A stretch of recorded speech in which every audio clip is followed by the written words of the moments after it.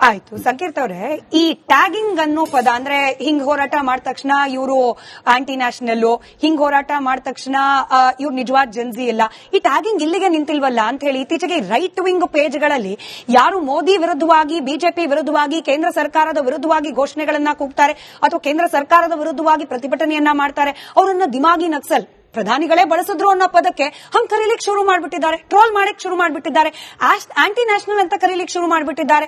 ಇವರೆಲ್ಲರೂ ಕೂಡ ಭಾರತವನ್ನ ತುಕಡೆ ತುಕಡೆ ಮಾಡ್ಲಿಕ್ಕೆ ಹೊರಟಿರುವವರು ಅಂತೇಳಿ ಟ್ಯಾಗ್ ಮಾಡ್ಲಿಕ್ಕೆ ಶುರು ಮಾಡ್ಬಿಟ್ಟಿದ್ದಾರೆ. ಅಂದ್ರೆ ಹಕ್ಕನ್ನ ಕೇಳುವವರನ್ನ ಕೂಡ ಹಿಂಗ್ ಟ್ಯಾಗ್ ಮಾಡುವುದು simply because they are not following under your ideological lines, ಇದು ಎಷ್ಟು ಸರಿ ಅಂತ ಹೇಳಿ. ನೋಡಿ, ಭಾರತದ ದೇಶದಲ್ಲಿ ಯಾವುದೇ ಯುವಕ, ಇವರು ಜೆನ್ಜಿ ಅಂತ ಕರೀಬಹುದು, ನಾವು ಅವ್ರನ್ನ ಯುವಕರು ಅಂತ ನಾನು ಜನರಲೈಸ್ಡ್ ಆಗಿ ಮಾಡಿ ಮಾತಾಡ್ತೀನಿ. ಯಾವುದೇ ಯುವಕ ತನ್ನ ಒಂದು ವಿಚಾರಧಾರೆ, ತನ್ನ ಒಂದು ವಿಷಯವನ್ನ ಸ್ವತಂತ್ರವಾಗಿ ಅದನ್ನ ಅವರು ಫಾಲೋ ಮಾಡಬಹುದು. ನಾವು ಅದಕ್ಕೆ ಯಾವುದೇ ನಿರ್ಬಂಧನೆಗಳನ್ನು ಹೇರಕ್ಕಾಗಲ್ಲ, ಯಾಕಂದ್ರೆ ಸಂವಿಧಾನದ ಅದಕ್ಕೆ ಅವಕಾಶ ಇದೆ. ಆದ್ರೆ ನೀವು ವ್ಯವಸ್ಥೆಯ ಜೊತೆಗಿದ್ಕೊಂಡು ವ್ಯವಸ್ಥೆಯ ಒಂದು ಭಾಗವಾಗಿ ನೀವು ವ್ಯವಸ್ಥೆಯ ಲೋಪಗಳನ್ನು ಪ್ರಶ್ನೆ ಮಾಡಿ, ವ್ಯವಸ್ಥೆಯಲ್ಲಿ ಏನು ಅಸಮಾನತೆ ಇದೆ ಅದನ್ನು ಪ್ರಶ್ನೆ ಮಾಡಿ, ವ್ಯವಸ್ಥೆಯಲ್ಲಿರುವಂತಹ ಲೋಪದೋಷಗಳ ವಿರುದ್ಧ ಹೋರಾಟ ಮಾಡಿ. ಅದಕ್ಕೆ ಯಾರು ಅದಕ್ಕೆ ಇಲ್ಲ ಅನ್ನೋಕ್ಕಲ್ಲ, ಅದಕ್ಕೆ ಒಂದು ಚೌಕಟ್ಟು ಅಂತ ಇರುತ್ತೆ. ಆ ಚೌಕಟ್ಟಲ್ಲಿ ನೀವು ಮಾಡಬಹುದು. ಈಗ ಯಾವುದೋ ಒಂದು ಲೇಬಲ್ ಅನ್ನು ಹಾಕೊಂಡ್ಬಿಟ್ಟು ನಾನು ಇಂತ ಇದಕ್ಕೆ ಸೇರಿದವ್ ನಾನು ಏನ್ ಬೇಕಾದ್ರೂ ಮಾಡ್ತೀನಿ ಅಂದ್ರೆ ಅದಕ್ಕೆ ಕಾನೂನಿನ ಅವಕಾಶ ಇಲ್ಲ. ಬಾಬಾ ಸಾಹೇಬ್ ಅಂಬೇಡ್ಕರ್ ರಚನೆ ಮಾಡಿದಂತ ಸಂವಿಧಾನದಲ್ಲಿ ಅದಕ್ಕೆ ಅವಕಾಶ ಇಲ್ಲ. ಸೊ ಅದನ್ನ ಫಸ್ಟ್ ಇವ್ರು ಯಾರು ಹೋರಾಟ ಮಾಡಬೇಕು ಅಂತ ಇದ್ದಾರೆ ಅವರು ಫಸ್ಟ್ ಇದನ್ನ ಮನದಟ್ಟು ಮಾಡ್ಕೋಬೇಕು. ನಾನು ಹೋರಾಟ ಮಾಡಬೇಕಾದ್ರೆ ನನ್ನ ಚೌಕಟ್ಟೇನು, ನನ್ನ ಸುಪರ್ದಿ ಏನು, ನಾನು ಯಾವ್ಯಾವ ವಿಷಯದಲ್ಲಿ ಯಾವ ರೀತಿ ಹೋರಾಟ ಮಾಡಬೇಕು ಅನ್ನೋ ಒಂದು ಮಿಸ್ಗೈಡೆಡ್ ತಂಡ ಇದು. ಈ ಯುವಕರ ಮಿಸ್ಗೈಡೆಡ್ ತಂಡದಲ್ಲಿ ಈ ತರ ಅವರು ಈ ಕಾಂಗ್ರೆಸ್ ಕೃಪಾಪೋಷಿತ ವಿಷಯಗಳಲ್ಲಿ ಎಲ್ಲೋ ಒಂದ್ ಕಡೆ ರೋಸ್ ಹೋದವರು ಅಂತ ಅನ್ಸುತ್ತೆ. ನಾನು ಹೇಳೋದು ಅದನ್ನ ಆ ರೀತಿ. ಇಲ್ಲೂ ಬಂತು ಸರ್ ಟ್ಯಾಗಿಂಗ್, ಇಲ್ಲೂ ಬಂತು, ನೀವು ಕಾಂಗ್ರೆಸ್ ಅಂತ ಹೇಳಿ ಟ್ಯಾಗ್ ಮಾಡ್ಬಿಟ್ರಿ ಅವ್ರನ್ನ. ಈಗ ನೋಡಿ, ಈಗ ನಾನು ಏನಕ್ಕೆ ಆ ಮಾತು ಹೇಳ್ತೀನಿ, ನಾನು ತುಂಬಾ ಜವಾಬ್ದಾರಿಯಾಗಿ ಆ ಮಾತನ್ನ ಹೇಳ್ತೀನಿ. ಇವಾಗ JNU ಇದಕ್ಕಿಂತ ಮುಂಚೆ ಈ ಜೆನ್ಜಿ ಹೋರಾಟ ಪ್ರಾರಂಭಕ್ಕಿಂತ ಮುಂಚೆ JNU ಹೇಳಿದ್ರು ಭಾರತ್ ತೆರೆ ತುಕಡೆ ತುಕಡೆ ಹೋಂಗೆ. ಈಗ ಭಾರತವನ್ನ ತುಂಡು ತುಂಡುದಾಗಿ ಮಾರ್ಸೋದಕ್ಕೂ ಇವ್ರು ಮಾಡೋ ಹೋರಾಟಕ್ಕೂ ಏನ್ ಸಂಬಂಧ ಇದೆ? ನೀವು ವಿಷಯ ಆಯ್ತು, ನಿಮಗೆ ಎಲ್ಲೋ ಒಂದ್ ಕಡೆ ಲೋಪ ಆಗ್ತಿದ್ಯಾ, ಯಾವ್ದೋ ವ್ಯವಸ್ಥೆಯಲ್ಲಿ ಸಮಸ್ಯೆ ಇದೆ, ಖಂಡಿತ ಅದನ್ನ ಪ್ರಶ್ನೆ ಮಾಡಿ, ಹೋರಾಟ ಮಾಡಿ. ಅದಕ್ಕೆ ನಮ್ದು ಸಮ್ಮತ ಇದೆ, ನಾವು ಅದಕ್ಕೆ ಸಪೋರ್ಟ್ ಕೊಡ್ತೀವಿ. ಅವ್ರು ಯಾವ್ದೇ ಇದ್ರ ಇರೆಸ್ಪೆಕ್ಟಿವ್ ಆಫ್ ಅವ್ರ ಎಲ್ಲಿಗೆ ಬೇಕಾದ್ರೆ ಅಫಿಲಿಯೇಷನ್ ಇರ್ಲಿ, ಅವ್ರದ್ದು ವಿಷಯ ಇಟ್ಕೊಂಡು ಯಾರು ಹೋರಾಟ ಮಾಡ್ತಾರೆ ಅವರಿಗೆ ನಮ್ಮ ಭಾರತೀಯ ಜನತಾ ಪಾರ್ಟಿಯ 100% ಅವರಿಗೆ ಸಹಕಾರ ಇದೆ. ನೀವು ಅದನ್ನ ಬಿಟ್ಟುಬಿಟ್ಟು ನೀವು ನಿಮ್ಮ ವಿಷಯವನ್ನ ಈಗ ನೀವು ಯಾರೋ ಕೃಪಾಪೋಷಣೆಯಿಂದ ಬಂದು ಕ್ಯಾಮ್ರಾ ಸಿಕ್ತು, ಇಲ್ಲಿ ಯಾವ್ದೋ ಮಾಧ್ಯಮದಲ್ಲಿ ನಾನು ಹೈಲೈಟ್ ಆಗಬೇಕು, ನನ್ನ ವಿಚಾರವನ್ನ ನಾನು ಮುಂದೆ ಇಡಬೇಕು ಅಂತ ಹೇಳ್ಬಿಟ್ಟು ತಾವು ಬಾಯಿ ಬಂದಾಗ ಮಾತಾಡುವಂತದ್ದು, ವ್ಯವಸ್ಥೆ ಬಿಟ್ಟು ಹೊರಗೆ ಹೋಗುವಂತದ್ದು, ಇದು ಅಕ್ಷಮ್ಯ ಅಪರಾಧ. ಇದನ್ನ ಯಾರು ಒಪ್ಕೊಳ್ಳುವಂತದ್ದು ಸಾಧ್ಯನೇ ಇಲ್ಲ. ಈಗ ನಾವು ಇದನ್ನ ಏನಕ್ಕೆ ನಾನು ಕಾಂಗ್ರೆಸ್ ಕೃಪಾಪೋಷಿತ ಅಂತ ಹೇಳಿದೆ ಅಂದ್ರೆ, ನಾವು ಓದ್ಕೊಂಡ್ ಬಂದಿರೋ ಶಿಕ್ಷಣ ಪದ್ಧತಿಯಲ್ಲಿ ಕೆಲವರು ಮಿಸ್ಗೈಡ್ ಆಗ್ತಾರೆ, ಏನು ಮಾಡಕ್ ಆಗೋದಿಲ್ಲ. ಅದನ್ನ ನಾವು ಇವಾಗ ನಮ್ಮ ಮೋಹನ್ ಚಿತಾಲೆ ಅವರು ಹೇಳ್ತಾ ಇದ್ರು, ಸುಮಾರಷ್ಟು ವಿದ್ಯಾರ್ಥಿ ಸಂಘಟನೆಗಳಿತ್ತು, ಅವಾಗಿದ್ದ ಸಂಘಟನೆ ರೂಪುರೇಷೆಗಳು ಬೇರೆ, ಇವಾಗಿರುವಂತಹ ರೂಪುರೇಷೆಗಳು ಬೇರೆ. ಹಾಗಾಗಿ ತಾವು ಹೇಳುವಂತ 38 ಕೋಟಿಲಿ ನಾವು ಕೂಡ ಒಂದಷ್ಟು ಆರ್ಗನೈಸ್ ಮಾಡಿದೀವಿ. ಈಗ ನಮ್ಮ ವಿಚಾರ ಅಂತ ನಾನು ಹೇಳಕ್ ಹೋಗಲ್ಲ, ಬಟ್ ಒಟ್ಟು ದೇಶದ ಕಲೆಕ್ಟಿವ್ ವಿಷಯಗಳನ್ನ ತಗೊಂಡ ಕೆಲವೊಂದು ಸರ್ಕಾರದ ವಿರುದ್ಧ ನಮ್ಮ ವಿದ್ಯಾರ್ಥಿ ಪರಿಷತ್ತು ಹೋರಾಟ ಮಾಡಿದೆ. ಅಲ್ಲ, ಕಾಂಗ್ರೆಸ್ ಇದನ್ನು ಹೋರಾಟ ಮಾಡ್ತಿರ್ತಾರೆ, ನಾವು ಅದ್ರ ಬಗ್ಗೆ ಹೇಳ್ತಾ ಇಲ್ಲ. ಆದ್ರೆ ಈ ಒಟ್ಟಾರೆ ಹೋರಾಟ ಮತ್ತು ವ್ಯವಸ್ಥೆಗಳ ಭಾಗಗಳನ್ನ ತಾವು ಗಮನಿಸೋದಾದ್ರೆ ಇವರೊಂದು they are a bunch of misguided youths who do not have proper, don't have, ಯಾರಿಗೆ ಪ್ರಾಪರ್ ಚಾನೆಲ್ ಇಲ್ಲ, ಯಾರಿಗೆ ಅವರು ರಾತ್ರೋರಾತ್ರಿ ನಾನು ಬಂದು ಇದ್ರ ಏನೋ ಒಂದು ಈಗ ಕೆಲವು ಪಕ್ಷಗಳು ಉದ್ಭವ ಆಗುತ್ತೆ ರಾತ್ರೋರಾತ್ರಿ ಯಾವ್ದೋ ಒಂದು ವಿಷಯ ಉಟ್ಕೊಂಡು, ಆ ವಿಷಯಕ್ಕೆ ಮಾತ್ರ ಸೀಮಿತ ಆಗಬಾರ್ದು. ನಿಜವಾದ ಏನ್ ವ್ಯವಸ್ಥೆಯ ಲೋಪಗಳಿದೆ ಅದ್ರ ಬಗ್ಗೆ ನೈಜ ಹೋರಾಟಗಳನ್ನ ಮಾಡಿ, ಅದನ್ನ ಮಾಡಿದಾಗ ನಿಮ್ಗೆ ಏನೋ ರಿಸಲ್ಟ್ ಸಿಗುತ್ತೆ. ಬಿಜೆಪಿ ವಕ್ತಾರರು ಕಾಂಗ್ರೆಸ್ ಕೃಪಾಪೋಷಿತ ಅಂದಿದ್ದಕ್ಕೆ ನಾನು 30 ಸೆಕೆಂಡ್ ಹೇಳ್ತೀನಿ. ನೋಡಿ, ಇಡೀ ದೇಶದಲ್ಲಿ ಯುವಕರು ಬೇಸತ್ತಿದ್ದಾರೆ. ಯಾಕೆ ಬೇಸತ್ತಿದ್ದಾರೆ ಅಂತ ಹೇಳ್ಬೇಕು. ಕೇಳಿಸ್, ನಾನು ಹೇಳ್ತೀನಿ ಬ್ರದರ್, ಅದನ್ನ ಹೇಳ್ತಾ ಇದ್ದೀನಿ. IIT ನಲ್ಲಿ ಪಾಸ್ ಔಟ್ ಆದಂತಹ 38% ಯುವಕರಿಗೆ ಉದ್ಯೋಗ ಇಲ್ಲ. ಯಾವ ಪ್ರಧಾನಮಂತ್ರಿ 2 ಕೋಟಿ ಉದ್ಯೋಗ ಸೃಷ್ಟಿ ಮಾಡ್ತೀವಿ ಅಂತ ಹೇಳಿದಂತವ್ರು ಉದ್ಯೋಗ ಕಸಿದ್ರೆ ಹೊರತು ಕೋವಿಡ್ ಟೈಮ್ ಅಲ್ಲಿ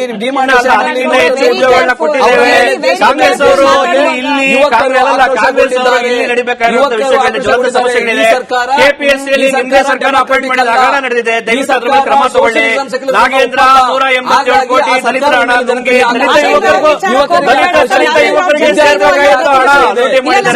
ದಯವಿಟ್ಟು ಅವ್ರ ಕ್ರಮ ತಗೊಳ್ಳಿ, ನೀವು ಅದ್ರ ಬಗ್ಗೆ ಮಾತಾಡಿ. ಬನ್ನಿ ಸರ್, ನಟರಾಜ್ ಗೌಡ್ರೆ ನಾನು ಯಾಕೆ ಕೇರ್ಫುಲ್ ಅಂದೆ ಅಂತಂದ್ರೆ ಸಂಕೀರ್ತ್ ಅವರು ಹೇಳ್ತಾ ಇದ್ರು ನೋಡಿ, ನೀವು ಉದ್ಯೋಗ ಭರವಸೆ ಕೊಟ್ಟಿದ್ರು, ಇಲ್ಲ ಅಂತಂದ್ರೆ ನಿಮ್ ಪ್ರಣಾಳಿಕೆಯಲ್ಲೂ ಇತ್ತು, ಈಗಲೂ ಪ್ರತಿಭಟನೆ ಮಾಡ್ತಿದ್ದಾರೆ, ಆಯ್ತಾ, ಬೇಸತ್ತಿದ್ದಾರೆ ಇಡೀ ದೇಶದಲ್ಲಿ ಅಂತಂದಾಗ ನಿಮ್ಮ ಪಕ್ಷ ಆಳ್ತಾ ಇರುವಂತಹ ರಾಜ್ಯಗಳು ಕೂಡ ಇದೆ ಸರ್, ಅಲ್ಲಿನ ರಾಜ್ಯ ಸರ್ಕಾರದ ಬಗ್ಗೆ ಕೂಡ ಬೇಸರಗೊಂಡಿದ್ದಾರೆ ಅಂತ ಪ್ರಶ್ನೆ ಆಟೋಮೆಟಿಕಲಿ ಬಂದ್ಬಿಡುತ್ತೆ.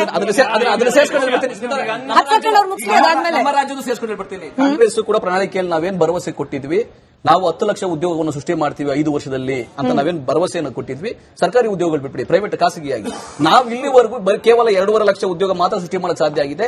ಇನ್ನು 4 ವರ್ಷಕ್ಕೆ 6.5 ಲಕ್ಷ ಉದ್ಯೋಗಗಳು ಸೃಷ್ಟಿ ಆಗ್ತವೆ ಅಂತ ಹೇಳಿ ಅಭಿ ಪಾಟೀಲ್ ಅವರು ಒಂದು ಅಂಕಿಅಂಶವನ್ನು ಕೊಟ್ಟಿದ್ದಾರೆ. 3 ವರ್ಷ ಆಗೋಗಿದೆ.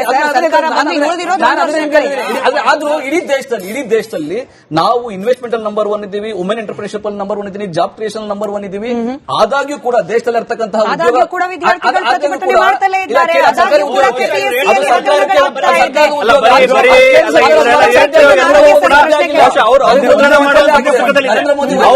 ಅವ್ರು ಮುದ್ರಣ ಮಾಡಿರೋ ಪುಸ್ತಕದಲ್ಲಿ ಎಷ್ಟೋ ಹೇಳಿರೋದು ಅವ್ರು ಮುದ್ರಣ ಮಾಡೋದು ಪುಸ್ತಕದಲ್ಲಿ. ಒಂದೇ ಒಂದು ಪಾಯಿಂಟ್ ಏನ್ ಹೇಳಕ್ ಬಯಸ್ತೀನಿ ಅಂದ್ರೆ, ಈ ಜನ್ಜಿ ನಾವು ಡಿವೈಡ್ ಮಾಡ್ತಿರ್ಬೇಕಾದ್ರೆ ನೀವು ಆಗ್ಲೇ ಹೇಳಿದ್ರಿ ಅದಕ್ಕೆ ರಾಜಕೀಯ ಲೇಬಲಿಂಗ್ ಮಾಡ್ತಿದ್ದಾರೆ ಅಂತ. ಈ ಎಂಟೈರ್ ಜನ್ಜಿ ಮೂವ್ಮೆಂಟ್ ಅಲ್ಲಿ we are forgetting few Gen Z achievers. ಈಗ ಸ್ಕೈ ರೂಟ್ ಅಂತ ಇಂಡಿಯಾದಲ್ಲಿ ಫಸ್ಟ್ ಪ್ರೈವೇಟ್ ಸ್ಪೇಸ್ ಆರ್ಗನೈಸೇಷನ್ ಶುರು ಮಾಡಿದ್ರು. ಅದನ್ನ ಶುರು ಮಾಡಿದವರು ಇಬ್ರು ಜನ್ಜಿ ಅಲ್ವಾ? ನಾವು ಈ ಜನ್ಜಿ ಮೂವ್ಮೆಂಟ್ ನ ನಾವು ಪ್ರತಿಯೊಂದು ಕ್ಷಣದಲ್ಲೂ ನಾವು ಟ್ಯಾಗ್ ಮಾಡ್ತಿರೋದು ನೆಗೆಟಿವ್ ಇಂಪ್ಯಾಕ್ಟ್ ಗೆ. ನಾವು ಅವ್ರೇನೋ ಮಾಡ್ಬಿಡ್ತಾರೆ, ಏನೋ ವ್ಯವಸ್ಥೆಯಲ್ಲಿ ಸರಿಗಿಲ್ಲ, ಅದಕ್ಕೆ ಹೋರಾಟ ಮಾಡ್ತಿದ್ದಾರೆ.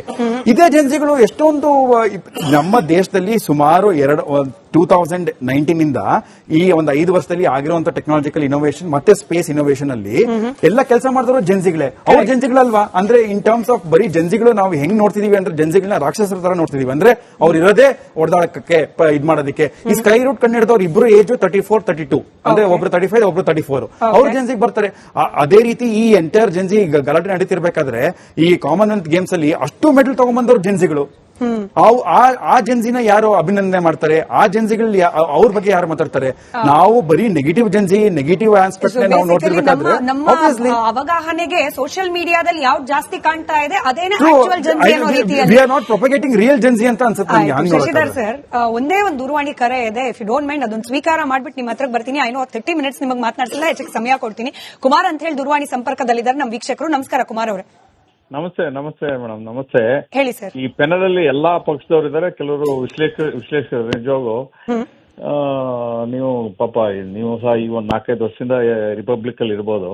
3 ವರ್ಷ ಕಳೆದ 50 ವರ್ಷದಲ್ಲಿ ಎಲ್ಲಾ ರಾಜಕೀಯ ಪಕ್ಷಗಳು ಅಧಿಕಾರ ನಡೆಸಂತವು ರಿಟೈರ್ಮೆಂಟ್ 55 56 ತಗೊಂಡ್ರು, 57 ತಗೊಂಡ್ರು, 52 ತಗೊಂಡ್ರು, 59, 60 ತಗೊಂಡ್ರು, 62 ತಗೊಂಡು ನಿಲ್ಸಿದ್ದಾರೆ. ಅವ್ರಿಗೆ ಕೆಲಸ ಮಾಡ ಇದೇ ಇರೋ ಹುಮ್ಮಸ್ಸೇ ಇರೋ ಕೆಲವ್ರಿಗೆ. ಆಮೇಲೆ ರಿಟೈರ್ಡ್ ಆದಂತ ಅಧಿಕಾರಿಗಳು, ಎಷ್ಟೋ ಅಧಿಕಾರಿಗಳನ್ನ ಮತ್ತೆ 3 ವರ್ಷ ಎಕ್ಸ್ಟೆಂಡ್ ಮಾಡ್ತಾರೆ. ಸರ್ಕಾರದ ಎಷ್ಟು ಪೋಲು? ಯಾಕೆ ವಿದ್ಯಾವಂತರು ಇಲ್ವಾ? ಬೇಕಾಷ್ಟು ಜನ ಇದ್ದಾರೆ ವಿದ್ಯಾವಂತರು. ನಮ್ ಕರ್ನಾಟಕದಲ್ಲಿ ಎಷ್ಟು ಜನ ರಿಟೈರ್ಡ್ ಆದಂತ IAS IPS ಆದ್ರೆ ಮತ್ತೆ 3 ವರ್ಷ ಎಕ್ಸ್ಟೆಂಡೆನ್ಸ್ ಯಾಕೆ? 40 ವರ್ಷದವ್ರಿಗೆ ಕೊಟ್ರೆ ಮಾಡಲ್ಲ ಅಂತಾರ ಅವರು. ವಯಸ್ಸು ಯಾರು ಅವ್ರನ್ನ ಯಾಕೆ ತುಳಿತಾರೆ ಇವರು? ಯಾಕೆ ರಿಟೈರ್ಡ್ ಆದ ಮತ್ತೆ ತಗೊಳ್ತಾರೆ ಅಧಿಕಾರಿಗಳನ್ನ? ನೋಡಿ, ನಾನು 1983 ಮೇಕೆದಾಟಲ್ಲಿ ಕೆಲಸ ಸಿಗತ್ತಂತ ಹೇಳಿ ಅಪ್ಲಿಕೇಶನ್ ಹಾಕಿದ್ದೆ. 5 ರೂಪಾಯಿ ಕೊಟ್ಟು. ನಾನು ಧಾರವಾಡದಲ್ಲಿ ಓದವನು. 5 ರೂಪಾಯಿ ಕೊಟ್ಟು ಅಪ್ಲಿಕೇಶನ್ ಹಾಕಿದ್ದೆ ಮೇಕೆದಾಟದ ಕೆಲಸ ಸಿಗತ್ತಂತ. ಅವತ್ತು ಕಾಂಗ್ರೆಸ್ ಪಕ್ಷನೇ ಇದ್ದಿದ್ದು. ಇಲ್ಲಿ ಪಕ್ಷಗಳಲ್ಲಿ ಜನ್ಜಿ ಅನ್ನೋದು ಒಂದು ಮೂವ್ಮೆಂಟ್ ಅಷ್ಟೇ. ಅದ್ರ ಜೊತೆಗೆ ಬೇರೆಯವರೆಲ್ಲ ಸೇರ್ಕೊಂಡಿದ್ದಾರೆ, ಗಲಾಟೆ ಮಾಡ್ತಾ ಇದಾರೆ ಅಷ್ಟೇ. ದೇಶದ ಒಂದು ಸಾರ್ವಭೌಮತ್ವನ ಒಂದು ಇದನ್ನ ವ್ಯವಸ್ಥೆನ ಹಾಳು ಮಾಡೋ ಒಂದು ವ್ಯವಸ್ಥೆ ಅಷ್ಟೇ. ಯಾವುದೇ ನಿಜವಾಗೂ ಜನ್ಜಿ ಅನ್ನೋರು ಗಲಾಟೆಗೆ ಬರಲ್ಲ. Right sir. ನಿಮ್ಮ ಸಜೆಷನ್ ವ್ಯಾಲಿಡ್ ಇತ್ತು ಸರ್. ಯಾರು ಈ ರಿಟೈರ್ಮೆಂಟ್ ಏಜ್ ಅನ್ನೋದಿದೆಯಲ್ಲ, ಅದು ಎಲ್ಲಾ ಕ್ಷೇತ್ರಕ್ಕೂ ಅಪ್ಲೈ ಆಗ್ಬೇಕು, ಇನ್ಕ್ಲೂಡಿಂಗ್ ಪಾಲಿಟಿಕ್ಸ್. ಹೊಸಬರಿಗೆ ಅವಕಾಶ ಕೊಟ್ರೆ ನಿರುದ್ಯೋಗ, ಅಸಮಾಧಾನ ಅನ್ನೋದು ತಂತಾನೆ ಕಡಿಮೆ ಆಗುತ್ತೆ ಅಂತ ಹೇಳಿ. ನೀವು thank you so much Kumar ಅವರೇ ಕರೆ ಮಾಡಿದಕ್ಕೆ.